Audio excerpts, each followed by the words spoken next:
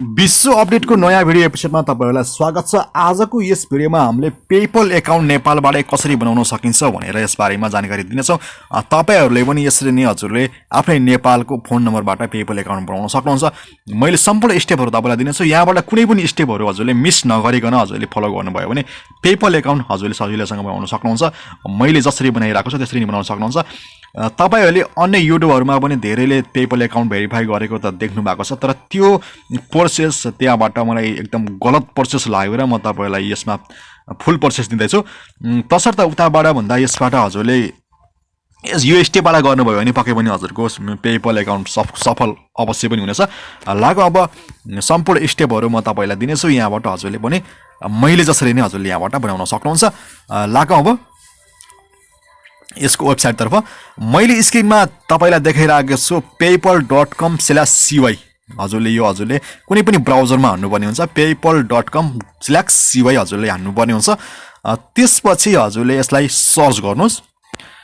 Search गरिसकेपछि यहाँ हजुरले देख्नुहुन्छ यस्तो खालको एउटा इन्टरफेस हजुरले देख्नुहुनेछ। त्यसपछि यसलाई एक्सेप्ट गर्न पनि सक्नुहुन्छ अथवा जे पनि गर्न सक्नुहुन्छ।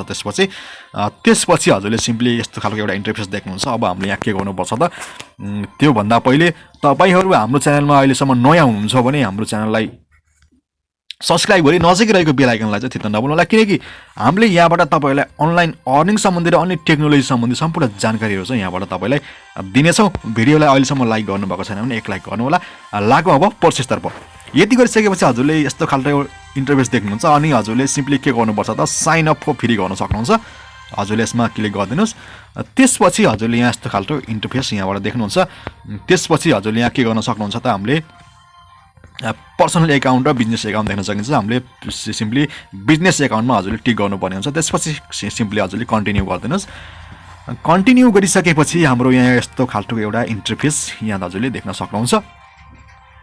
यसलाई हजुरले के गर्नुपर्ने हुन्छ त भन्दा हजुरको यहाँ एउटा इमेल एड्रेस राख्नुपर्ने हुन्छ। हजुरले भ्यालिड इमेल एड्रेस यसमा राख्नुपर्ने हुन्छ। मैले इमेल एड्रेस राखिसकेँ। त्यसपछि हजुरले सिम्पली कन्टिन्यू गरिदिनुस्। कन्टिन्यू गरिसकेपछि हजुरले यहाँ यस्तो खालको फेरि अर्को देख्न सक्नुहुन्छ। यसमा हजुरले पासवर्ड राख्नुपर्ने हुन्छ। पासवर्ड कसरी राख्नुस् भन्दा तपाईको अगाडिको अक्षर क्यापिटल राख्नुस्। त्यसपछि केही अक्षर हजुरले इङ्ग्लिसको राख्नुस्। त्यसपछि हजुरले केही शब्दहरु ओडमा राख्नुस्, के अरे अङ्कमा राख्नुस्। त्यसपछि हजुरले एउटा दुईटा शब्दलाई के गर्नुपर्ने हुन्छ त, सिम्बलमा मात्रै मानौ कि ह्याज अथवा स्टार जस्तै के राखेर गर्नुभयो भने हजुरको स्ट्रङ पासवर्ड हुनेछ। त्यही अनुसारले हजुरले पासवर्ड राख्न सक्नुहुन्छ। मैले अहिले यहाँ पासपोर्ट राखिसकेँ। यति लामो पासपोर्ट राखेँ मैले। तपाईहरु पनि लङ राख्नुस्, किनकि अब यो बैंक एकाउन्ट जस्तै हो नि त। त्यसपछि यसलाई सेक्युरिटी गर्नुपर्छ। हजुरले कन्टिन्यू गरिदिनुस्। सिम्पली यसलाई कन्टिन्यू गरिदिनुस्। कन्टिन्यू गरिसकेपछि हजुरको यहाँ यस्तो खालको इन्टरफेस आउँछ। त्यसपछि हजुरको यहाँ टेल अस योर बिजनेस भन्छ। त्यसपछि यहाँ के गर्नुपर्ने हुन्छ त, लिगल नाम राख्नुपर्ने हुन्छ है। हजुरको नाम जे छ त्यो लिगल नाम यहाँ राख्नुपर्ने हुन्छ। हजुरकै नाम राख्नुस्। यसमा हजुरले पहिला फर्स्ट नेम राख्नुस्, त्यसपछि लास्ट नेम राख्नुस्। अनि बिजनेस डिटेलमा हजुरले के राख्न सक्नुहुन्छ, हजुरको नामको अगाडिको अक्षर पनि राख्न सक्नुहुन्छ। मैले मेरो नामको अगाडि मात्रै राखेँ। त्यसपछि पछाडिको नाम लेख्नु पर्दैन। त्यसपछि हजुरले सिम्पली यहाँ हजुरले के गर्न सक्नुहुन्छ, फोन नम्बरमा हजुरले नेपाल सेलेक्ट गर्न सक्नुहुन्छ। यहाँबाट यो एरोमा क्लिक गर्नुस्।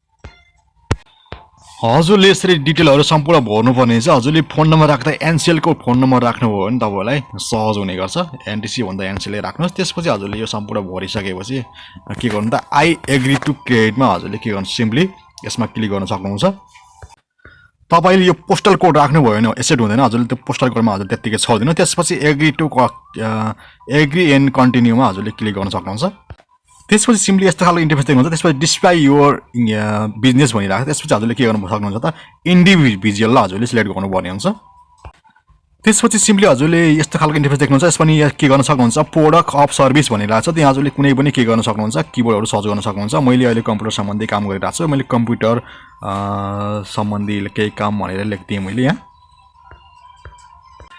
तपाईको कुनै वेबसाइटहरु छ भने हजुरले बिजनेसमा राख्न सक्नुहुन्छ। नभए हजुरलाई कुनै पनि आवश्यकता यसमा छैन।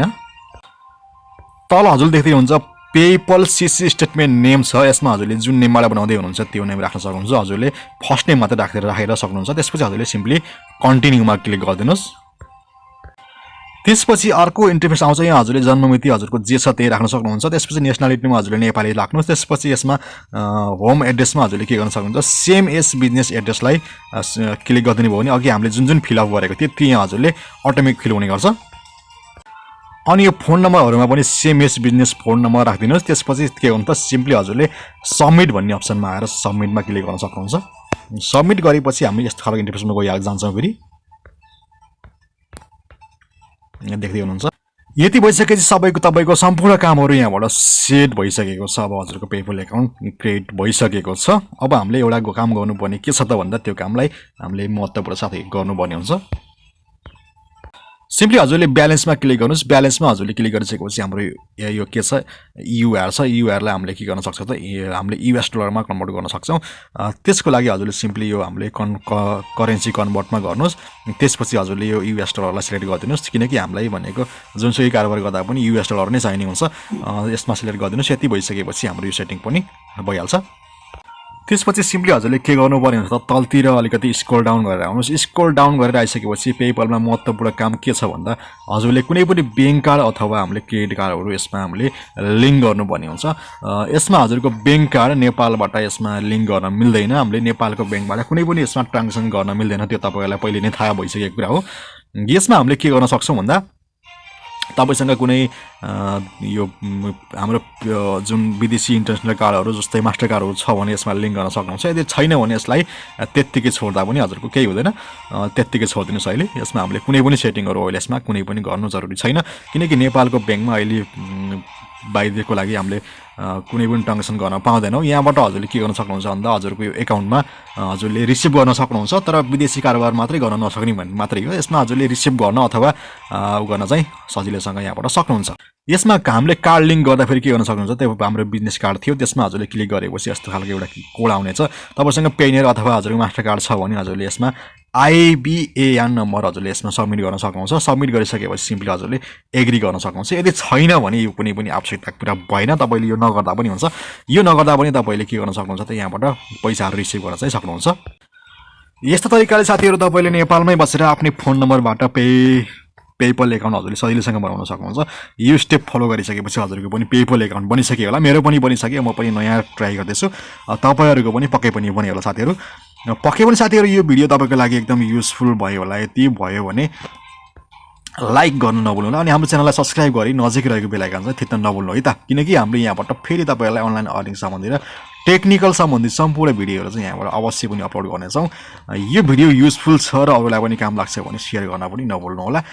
यसपाली यो भिडियोलाई यति नै गरौँ। अर्को भिडियोमा चाहिँ हामीहरु पक्कै पनि अर्को भिडियो लिएर आउनेछौं। त्यो भन्दा तपाईहरुले हाम्रो च्यानलबाट कस्तो खालको क्याटेगोरीमा हजुरले कुन खालको भिडियोहरु हेर्न चाहनुहुन्छ त्यो पनि कमेन्ट बक्समा कमेन्ट गरिदिनु होला। त्यही अनुसारको मैले भिडियो पक्कै पनि दिनेछु। यसपाली बाइ।